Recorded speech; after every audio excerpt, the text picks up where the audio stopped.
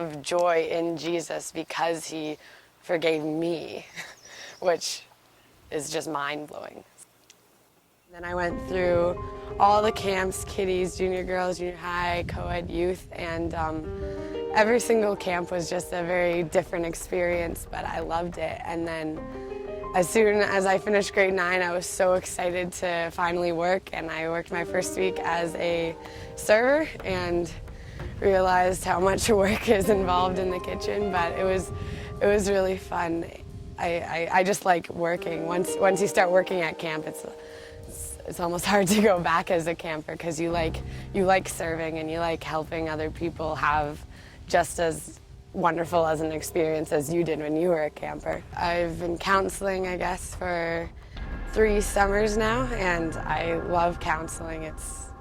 I love spending time with the girls. It's so fun.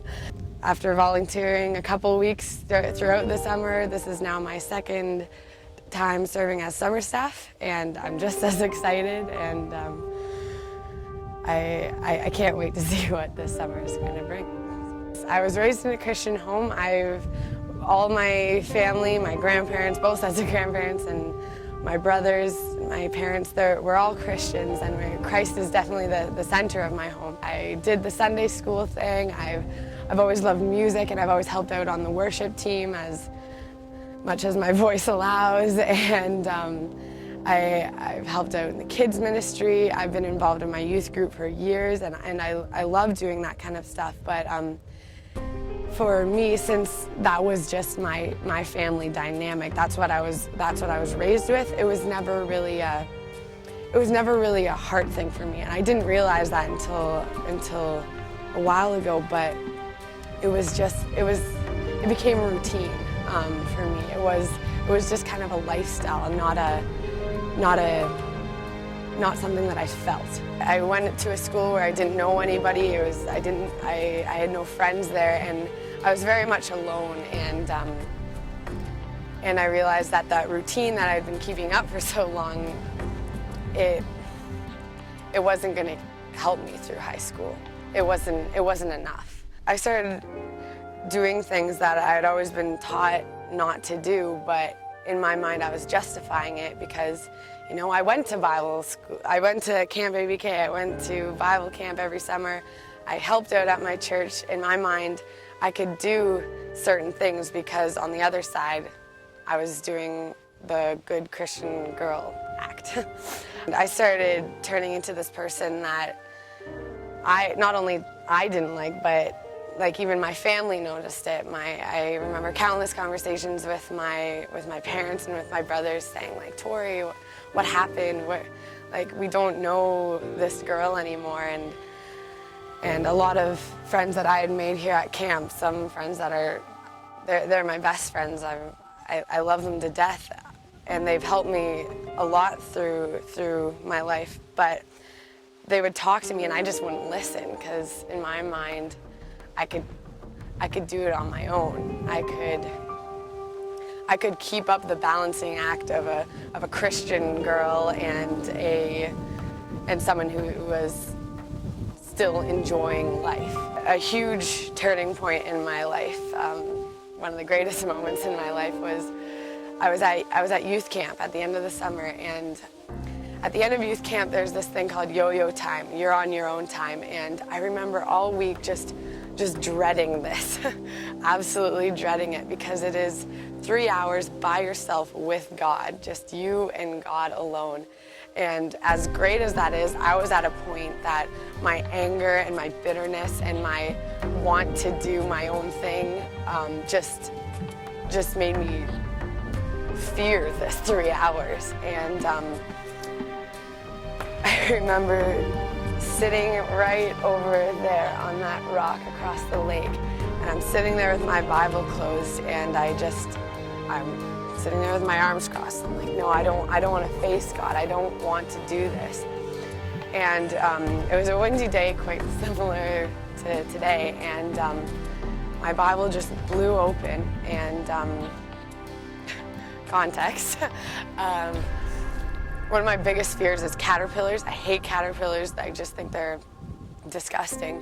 And in that moment, I also realized that God had a sense of humor. And as it's windy and it blew my Bible right open and the pages are turning, and all of a sudden I hear something fall from the trees onto my Bible. And I open it up and there's a caterpillar on my Bible. And I'm immediately disgusted, but after removing the caterpillar from my Bible, I start reading, and it was in Hebrews, and I read this verse, and it hit me so hard. And it was just exactly what I needed to hear at that moment. There was no question. It was God just saying, Tori, like, you need to know this. You need to read this, and you need to know it with your heart. And it was just an incredible moment.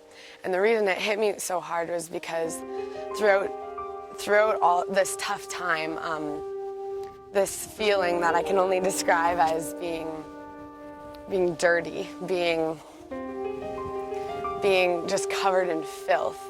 That's how I felt for at least 3 or 4 years of my life, and it was like I couldn't get that dirt off of me. It was Hebrews 10:22.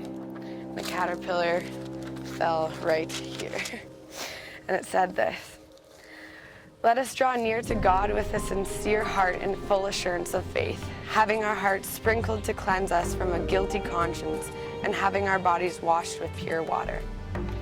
I read those words, the words like cleanse or washed in pure water, and to me, since I felt so dirty and since I felt so unclean, and just that I would never not be stained from what I did, those words just hit me like a ton of bricks, because God was saying, Tori, I